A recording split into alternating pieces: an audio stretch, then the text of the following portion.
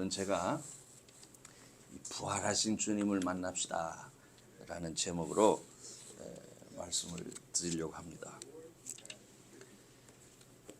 여러분, 우리가 예수님을 위해서 믿는다 생각하는데, 우리가 믿는 것은 예수님을 위해서 우리가 어떤 일을 행하기 위한 게 아닙니다. 우리가 믿는 이유는 예수님께서 이미 우리 삶 속에 이루어 놓으신 것을 받아들이고 그걸 나타내어 살기 위해서 예수님 믿는 겁니다.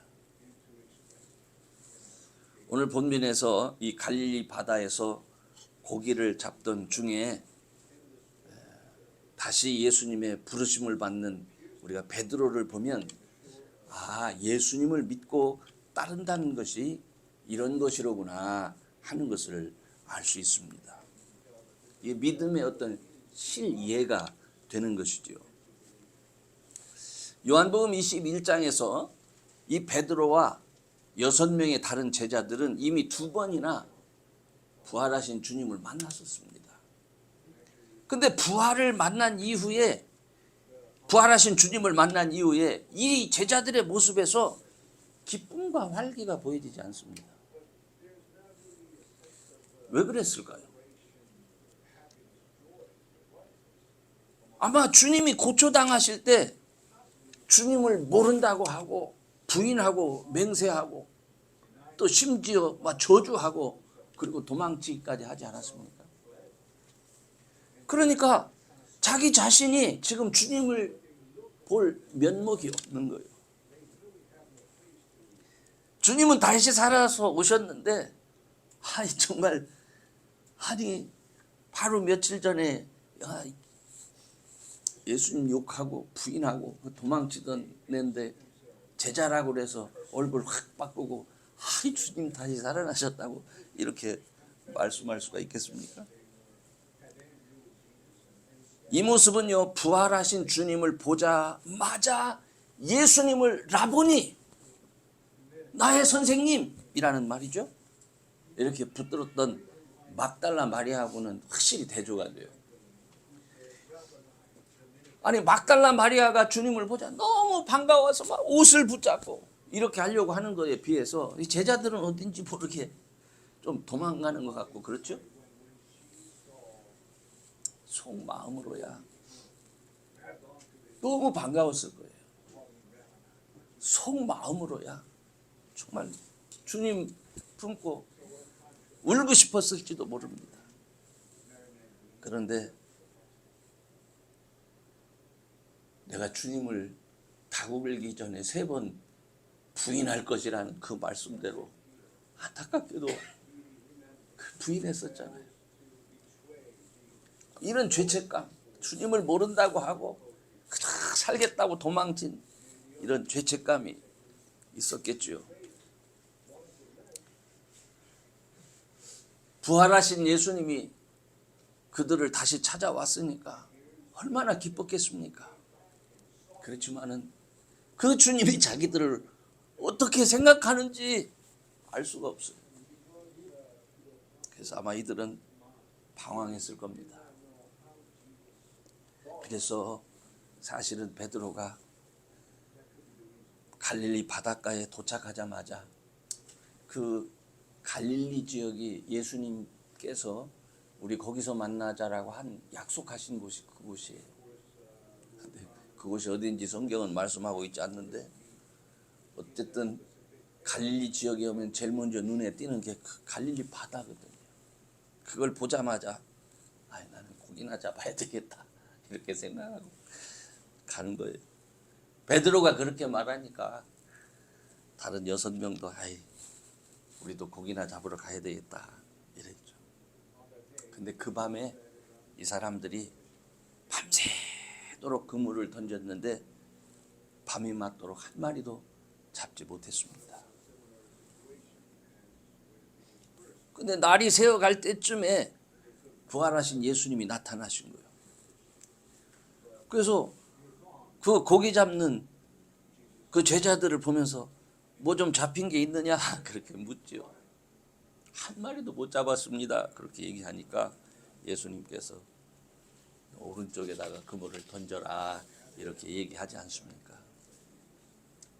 그래서 예수님이 말씀하신 대로 그들이 그물을 배 오른편에 던져서 그물을 들 수 없을 정도로 고기를 많이 잡았다. 이게 본문의 얘기죠. 바로 그때에 예수님의 사랑하는 제자 요한입니다. 예수님인 것을 알았어요. 그래서 주시다 이렇게 소리칩니다. 그러니까 베드로가 얼른 벗고 있다가 겉옷을 주워 입고 바다로 뛰어내립니다. 요한복음에서는 사실 요한이 먼저 예수님을 알아본 것으로 그렇게 얘기를 하고 있어요. 근데 아마도 베드로는 그가 누군지 이미 알고 있었을 거예요. 왜냐하면 예수님을 처음 베드로가 만날 때의 상황과 현재 상황이 너무 똑같습니다. 예수님을 만나던 그 아침에도 밤새도록 고기를 잡았는데 그게 누가복음 5장에 나와 있죠. 한 마리도 못 잡았어요. 바로 그날 예수님을 만난 거예요. 예수님이 뭐 좀 있느냐? 우리가 밤이 맞도록 잡았지만 못 잡았습니다. 그러니까 그때 예수님이 그 베드로에게 오른편에 깊은 곳에 가서 그것을 그물을 내려라. 그랬을 때 고기가 찢어지게 잡아서 여러 그 배를 잡는 고기들이 모여가지고 나누어 가진 것을 기록하고 있지 않습니까? 그렇게 택함을 받았던 베드로이기 때문에 주님이 오른편에 그물을 던져라 할 때에 아마 이게 주님이구나 하는 거 알았을 거예요. 근데 모르는 척하는 거예요. 주시라 그러니까 우통 벗고 있다가 뭐 예수님인 줄 몰랐다면 얼른 입었겠습니까? 얼른 입고 그리고 들어가죠. 아마 그 바닷가에서 한 90여 미터 정도 되거든요. 그러니까 거기까지일 거야. 어부들이 뭐 헤엄쳐서라도 하겠죠. 그때 예수님은 이미 갈릴리 바닷가에다 숯불을 준비해 놓고 제자들을 기다리고 계십니다. 제자들이 오니까 저희들에게 떡을 나눠 주시면서 잡은 생선도 좀 갖고 와라 이렇게 요청합니다. 주님께서 나눠 주시는 그 떡을 먹으면서 지금 베드로가 무슨 생각을 했을까요? 아마 솔직히 가지방석이었을 것 같아요. 이거 내가 지금 어떻게 해야 되지? 이런 생각을 할 때쯤 갑자기 베드로에게 주님이 물으십니다. 요한의 아들 시몬아, 너 나 사랑하니? 이렇게 물으세요.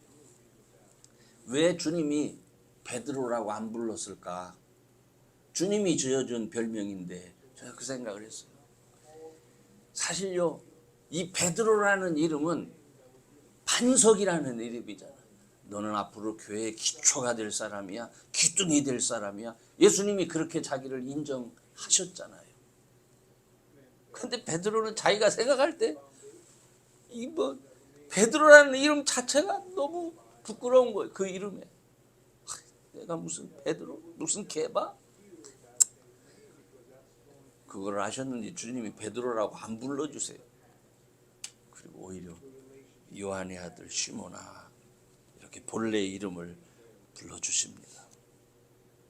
너 나 사랑하냐? 아마 주님이 이렇게 3번을 물으시는데 이 베드로가 어쩔 줄 모르는 마음으로 내가 사랑합니다. 근데 주님 잘 아시잖아요. 근데 베드로가 아시잖아요. 사랑합니다 할 때마다 뒤로 물러나는 베드로를 자꾸 예수님은 내 양을 먹여라. 내 양을 먹여라. 이렇게 말씀하시는 거예요. 저는 여기서 베드로의 어떤 그 변화를 한번 생각을 해봐요. 베드로가 이 상황에서 어떤 마음의 심적인 변화가 있었을까? 여러분, 예수님이 제자를 택하신 이유가 뭡니까? 늘 함께 하려고 그래요. 늘 함께 하시면서 하나님 나라의 일꾼 삼으시기 위해서 사실은 제자를 부르신 거잖아요. 근데 지금 이 12명의 제자들은 주님과 같이 있지를 못해요. 무엇 때문에? 주님 때문에 갖지 못하는 겁니까? 아니, 주님을 부인하고 도망치고 부끄러워하고 그랬던 자신의 모습 때문에 부끄러워서 주님 앞에 다가갈 수가 없는 겁니다. 사실 처음에 예수님께서 제자들과 또 베드로를 부르셨을 때 그들은 정말 예수님이 하나님이신 줄 알지 못했습니다. 그냥 사람이라고 생각했어요.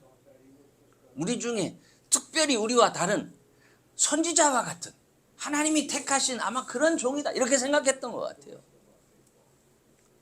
그러니까 베드로가 예수님이 가이사랴 빌립보 거기에서 예루살렘으로 지금 올라가고 있는 중에 그런 얘기를 하잖아요. 내가 이제 예루살렘에 올라가서 장로들과 대제사장들과 이들에게 붙잡혀서 고난당하고 이방인의 손에 넘겨져 이제 죽게 된다. 예수님이 이렇게 얘기해요. 그때 이 베드로는 예수님이 그것이 하나님의 뜻을 따라서 지금 가고 있는 것을 모르기 때문에 예수님을 잠깐 부릅니다. 한쪽으로 다 불러서. 앞으로 그런 소리 하지 말라고. 절대 그런 소리 하지 말라고. 책망을 해요.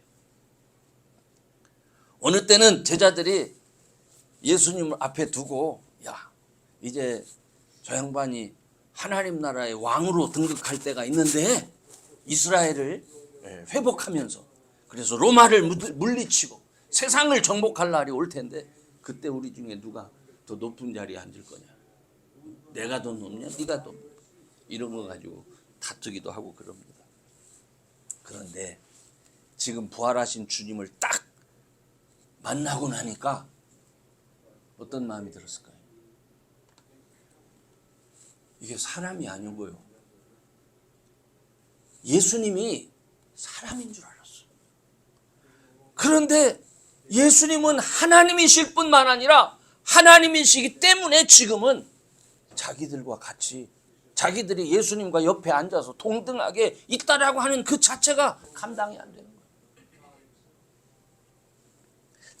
처음 베드로가 예수님을 만날 때 주님 나는 죄인입니다. 나를 떠나소서. 베드로가 무슨 생각에서 그런 말을 했는지는 몰라요. 그런데 진짜 부활하신 예수님을 만나고 나니까 정말 너무 두렵고 떨리는 거예요. 나와 같이 있는 이분이 정말 하나님이신 거예요. 그런데 그분이 지금 자기들을 찾아오셔서 음식을 나눠주고 함께 먹고 있어요. 이들은 며칠 전에 예수님이 어떤 분인 줄 알았잖아요. 예수님이 지금 우리와 같이 나타나시긴 했는데 이 몸이 어떤 몸입니까? 부활의 몸인 거예요.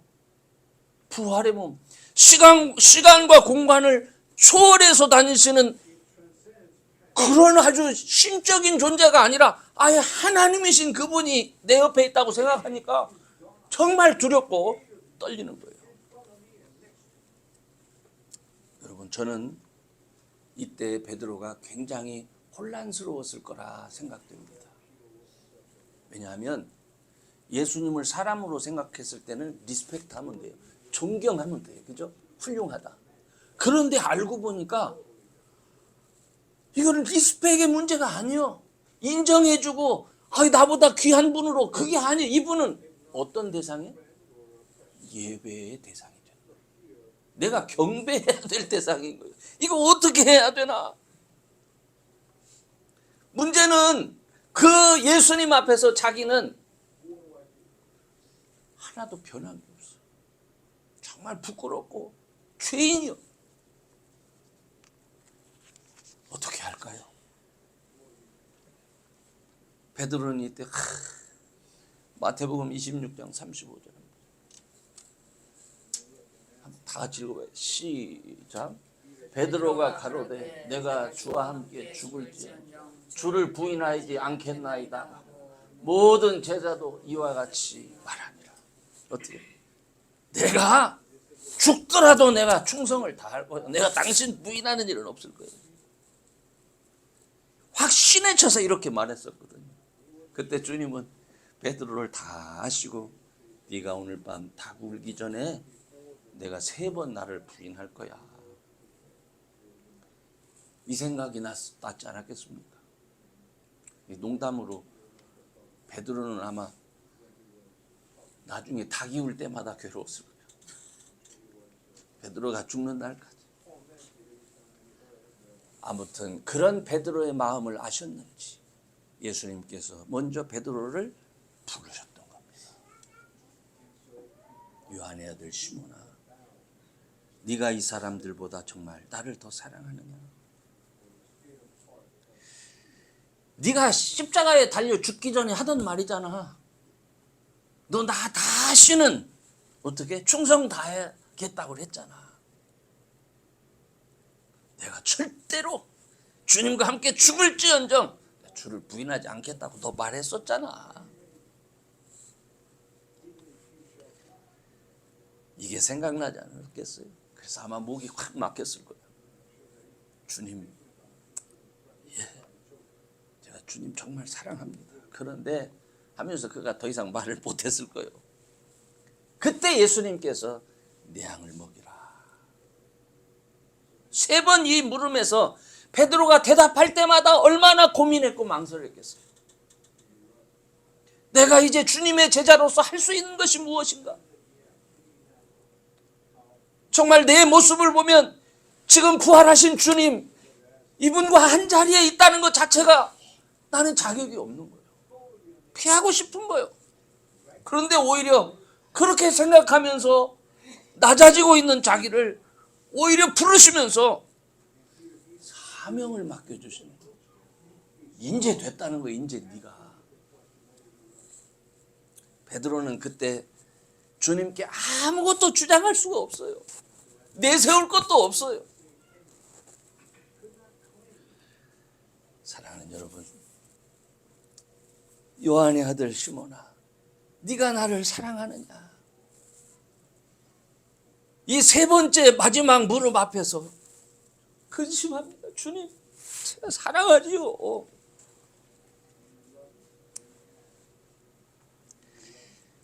여러분, 새벽 닭이 울기 전에 자기가 3번 부인할 것까지 알았던 그 예수님이 앞으로 베드로가 내가 주님 앞으로 주의 제자라고는 하지만은 정말 내가 과연 내 모습이 어떤 사람인데 이게 가능할까? 그런 혼민이 없었겠습니까?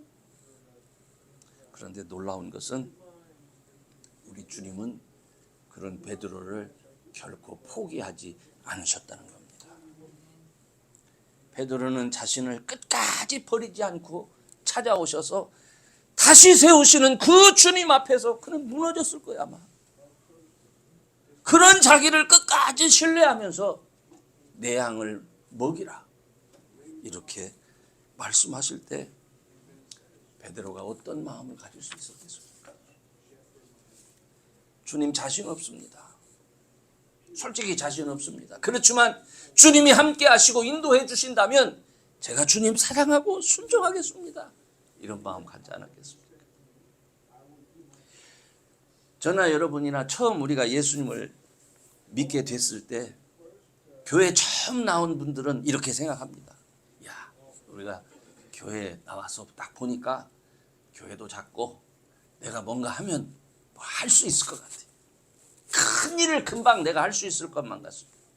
돈만 좀 생기면 할 수 있고 조금 건강하기만 하면 할 수 있고 얼마든지 할 수 있을 것 같아요. 근데 여러분, 우리가 알아야 됩니다. 건강하고 자신만만했던 때의 베드로와 제자들은 주님께서 하나님의 뜻을 위해서 십자가를 지실 때 그들이 할 수 있는 것은 아무것도 없었습니다. 그들은 주를 위해서 죽을 수 있을 것처럼 말했지만은 절대로 버리지 않을 것이라고 맹세하기도 했지만은 하나님이 일하실 때 사람이 할 수 있는 것은 하나도 없었습니다. 여러분, 우리가 예수님의 부활이 믿어지지 않고 성령 하나님이 우리 가운데 임재하신다는 것을 알지 못할 때도 우리는 교회 열심히 다닐 수 있습니다. 솔직히 말하자면 진정한 믿음이 아니라도 우리가 교회 생활은 열심히 할 수 있어요. 하지만 그것은 진정한 믿음이 아닙니다. 믿음은 예수님이 선생님으로,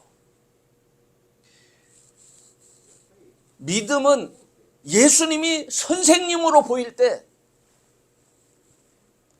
교훈을 주시는 분은 될 수 있어도 하나님이 될 수는 없습니다.